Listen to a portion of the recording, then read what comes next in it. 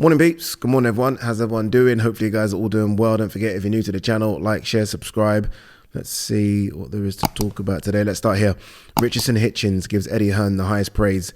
Ever since I got with Eddie, my life has changed. It's good to hear. You don't normally hear a fighter giving a promoter or a manager praise. It's normally bickering, it's contract issues. I'm lucky enough to speak to fighters in America, and you hear some horror stories there. I mean, fighters not getting paid, fighters not getting paid on time, fighters not getting paid what was in the contract. I mean, so much bullshit. I think we've seen it over the years, the issues between fighters and promoters, right? Big issues. Fighters having to sit it out for years because of issues with their promoters or broadcasters or whatever. So yeah, this is nice to hear Eddie get a bit of praise. I haven't really heard of a horror story with Eddie. Trying to think. Obviously, Boatsi and Akoli left, which surprised me at the time. But I don't even think that was down to horror stories. I think that was just down, and I stand to be corrected, with their contracts were up and they just wanted to go elsewhere. Maybe. I don't know. By the way, I mean, talking of horror stories, I said this on TalkSport a few weeks ago. I don't know if I've said it on this channel. I was lucky enough to sit down with a fighter and their manager or their co-manager. A lot of these fighters, by the way, have co-managers, managers. There's so many people involved. And they told me a story, and it just goes to show how crazy this sport of boxing is and why I think it needs a world governing body. So this fighter was close with the promoter. And the promoter, I might get the figures wrong here, but it's kind of right. The promoter offered the fighter, I think it was 150 or 200 grand, right? Their biggest purse. The manager, the dodgy manager, then reached out to the fighter and says, oh, good news, they've offered us 50. You know how crazy that is? Do you know how crazy that is? They were lucky enough to have a relationship or at least know the promoter, so they knew what the fee was. They knew it was, I think it was 150. But then the manager, dodgy fucker, called them and said, oh, we've been offered 50. Like, I get it, right? You want to take a bit on top, but I mean, fucking hell, man. And those are the kind of stories that happen in the world of boxing, unfortunately. Paddy McCrory confident he will topple Berlanga and dethrone Canelo Alvarez. Okay, I think this fight happens next week in Orlando, Florida. McCrory versus Berlanga. Look, you got to have that confidence, right? I mean, I guess that's the mindset of boxers. You've got to go in that ring thinking you're going to win all the time, especially if you're an unbeaten fighter, and McCrory is that. But these are the type of opponents that Berlanga just washes. I'm sorry to say it's true. These are the ones where they line these guys up and he runs through them like a hot knife through butter. Remember Berlanga when he was coming through, and I'm not that high on Berlanga, by the way, but when he was coming through, wasn't it like 17 fights, 17 wins, 17 knockouts, all in the first round? Something ridiculous like that. Obviously, as soon as they stepped him up a little bit, then, you know, he's had problems, although still unbeaten. And I wonder if Paddy McCrory is somewhere in between that. So he's not like the early guys that Berlanga was fighting, but he's certainly not some of the hardest guys Berlanga was fighting. So look, again, good luck to McCrory. It's a good opportunity to get your name out in America, get some big fights, but I would be very, very surprised if I woke up and it said Berlanga had lost to McCrory. Very surprised. And as for dethroning Canelo Alvarez, we've all got dreams, and I get it, right? Look, I get it. There's a lot of talk about Berlanga potentially fighting Canelo, and if you're McCrory, you're thinking, one second, if I beat Berlanga, it doesn't work like that. A, you're not going to get the Canelo fight unless something miraculous happens, and I feel like I'm being harsh here, but it is what it is. And B, you're not dethroning Canelo. You're not. I haven't seen the fight, but I saw that Jojo Diaz lost again. I think that's it. I think that's it for Jojo. I think that's 4 out of his last 5 he's lost. You know, I can't remember what event it was I did in America, and I saw him, and he was a bit out of shape. Obviously, look, he's had problems sort of getting in shape. He's missed weight a few times. He's had problems outside the ring as well. But I looked at him and I looked at his frame, and I'm like, dude, you should be a super feather. Like, he's small. I mean, obviously he was wide because he was clearly not living the life in between fights, but he's a small guy and he's fighting way above his weight class. I think this fight, if I stand to be corrected, but I think this fight was 140 pounds, which is crazy. And I saw one of the scorecards. Again, I haven't seen the fight, but one of the scorecards was pretty much a shutout. So, yeah, that might be it for Jojo Diaz getting the opportunities. Yeah, it's a shame. Erislandy Lara, I'm still here, not going anywhere for a while. Don't know about that. Lara is 40 now. Obviously, look, he's a world champion. He's got the Zarafa fight coming up very soon. The problem is there's a lot of hungry young killers waiting to take his head. Ammo Williams is one of those guys that I think would give Lara, this stage of his career, fits. Peak Lara, honestly, I don't think Ammo Williams is landing a glove on him, but he's clearly not that guy anymore, is he? So, yeah, we'll see what Lara can do against Zarafa, and then we'll see what he can do after that one. I saw something a few days ago. Sorry. I was going to talk about it then, but I just forgot. Tyson Fury saying he's got 5 more fights left, and he kind of detailed the next 5 fights. I think it was Usyk rematch, Joshua rematch, and Ngannou. And I think the first thing that came to my mind was like, can we just get to the first one, please? All right, can we just get to that one? Because that one, the first one of that 5 was supposed to happen in December. And then it got pushed to February. And now it's been pushed to May. And I still have no confidence that that's going to happen. I feel like there's still going to be something.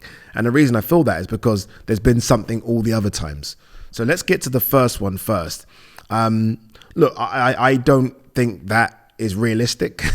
I have no hope of that 5 happening. I will say this, that the money on the table right now is so big that I think Tyson Fury would want that to happen. I don't think he's just spouting for no reason. I think he would want that to happen just because you realistically, you could be looking, I don't know, 200 million for those 5. Maybe a bit less, maybe a bit more. But it's not realistic at all. I mean, Tyson Fury would have to be fighting with the rate in which Tyson Fury fights. He would have to be fighting till he's 40 to make that happen, which is 1 fight every year or so. I wouldn't even want to see that, by the way. I don't want to see that. I don't want to see Ngannou again. Why would I want to see that again? It was a bit of a gimmicky fight. It was fun. It was entertaining. I was there. The build-up was interesting. Fury got put down. We move on from that. I wouldn't mind. Like if I was doing a 5, obviously look, Usyk, yeah, undisputed. You beat Usyk. Why do we need to see a rematch? It's done. Why do we both move on, right? And then AJ, yeah, absolutely fine. But after that, and look, let's just hypothetically say that Tyson Fury were to win those 2. If you beat AJ and you beat Usyk or Usyk AJ, then surely it's the next guy up. That's what I want to see. Like what's Hrgovic doing in the wings? Say Hrgovic stays unbeaten, and until then, Hrgovic should get an opportunity. There's guys out there that deserve opportunities. We don't fucking need to see back-to-backs against AJ and backs-to-backs against Usyk and Ngannou. We don't need to see that. Who wants to see that? I have no interest in that at all. Even if the fights are competitive, we move on. Like, this is the problem sometimes with boxing and these fucking rematch clauses and rematches put in.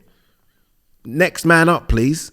Next man up. Unless it was something super controversial, then okay, fair. If not, you win, you move on.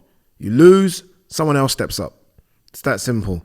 But yeah, let's just hope that we get to May 18th. We're 3 months away now. By the way, we're not too long away from AJ Ngannou. That's coming quick. Remember the fight's Friday, March the 8th. I'll be flying out to that one on Sunday for all the build-up. But that one is fast approaching. I'm really looking forward to seeing the face-off I did. I can barely remember what I said. Can't remember what I said. It wasn't action-packed because they're not those guys, unfortunately. But yeah, we'll see how one plays out. Teofimo Lopez on Terence Crawford. He's human. We bleed the same. He's just uglier. Even fights ugly. Okay. Tio's stock went a little bit down with this Jermaine Ortiz performance, didn't it? Like, you know, Tio talking like this, if he had iced Jermaine Ortiz or at least put in a really good boxing performance against Jermaine Ortiz, people might have been saying, okay, you know, what is Crawford doing? Like, what's Crawford doing? Is Crawford just waiting there for the Canelo fight in September? Is that what we're doing now? Pound for pound number one, undisputed, was at 147. Are we just having one fight a year now? Because if it's a case of someone needs to fight Terence Crawford, I would not be against, or wouldn't have been against, it being Teofimo Lopez. Now, though, after that performance, I'm like, yeah, nah. I'd rather Teo just stick to the guys at 140, if I'm honest with you, and see how that plays out. You know, I was thinking, what's the big one gonna be in Vegas this year? Like, what's it gonna be? It might be that Canelo Crawford one if it were to play out, but there isn't no obvious big one. And I'm talking big one. I know a lot of you might be saying, Addy, 1 second, Haney Garcia. You know what I mean. If you know what I mean, you know what I mean. All right, I'm talking big one. Canelo Charlo. Although I think Canelo's going to throw a curveball here, you know. I really do. There's something, you know what Canelo did?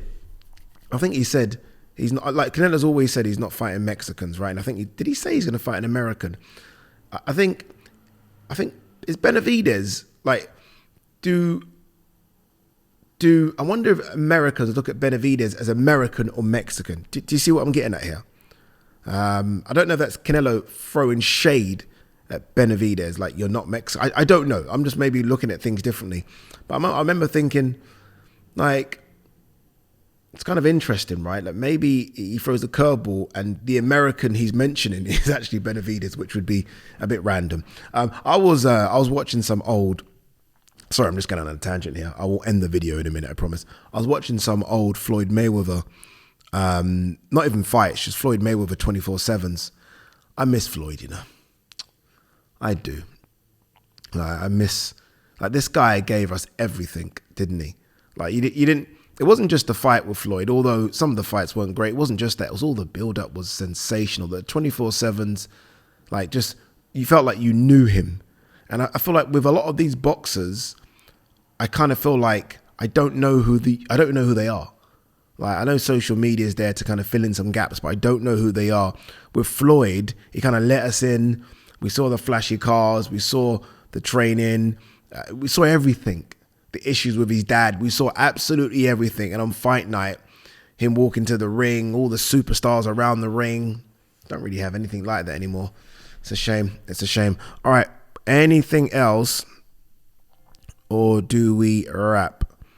Shaki Foster versus Abraham Nova. That's tonight, isn't it? I believe. Shaki Foster's come on a lot, hasn't he? And if you look at who's around at this fight, I'm guessing it's at super feather, right, for his WBC belt. If you look at who's around, I mean, Joe Cordina's there, right? That's probably the big one. But if I'm Shaki Foster, let me quickly see how old he is. What I'm thinking as I check his age is, like, if you win this one, which ain't going to be easy, by the way, but well done for him in that performance against Hernandez. But if you win this one, go. 30, go now to lightweight. Go where the money is. The money's in the lightweight division. Whether or not you vacate your belt, whatever, or you just, test the waters and come back down. Go to lightweight, and there's some really good fights out there for him in the lightweight division. Money fights as well, because he's exciting. Shaki Foster, he talks well. All right, guys, girls, we are done. Peace and love.